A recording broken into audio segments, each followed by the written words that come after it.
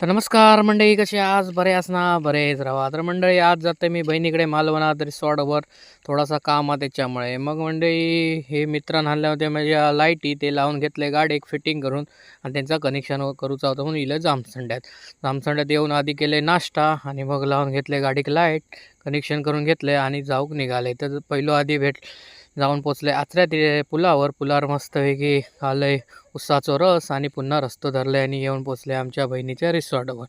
Resort बघा मस्तपैकी समुद्राच्या बाजूकच असता आणि हे 4 रूम ते मी पहिल्या ब्लॉग बनवले त्याच्यात हे व्हिडिओ पूर्ण हा तुमका ही रूम असा आणि पूर्ण 4 AC रूम असत. हे तुमका मी व्हिडिओ दाखवले होते पहिल्याच ब्लॉगमध्ये.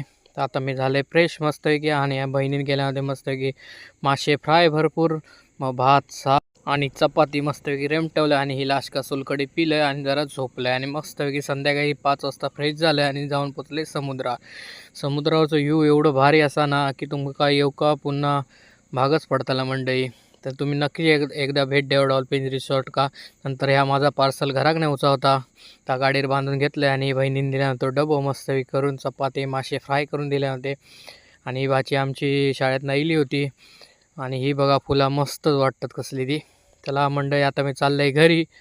मग गाडीक मारलंय स्टार्ट आणि बहिणीनं आणले डबो. मग मग मग ह्यो येताना मस्त की ह्यो एक व्ह्यू गावलं मस्त की माका भारी.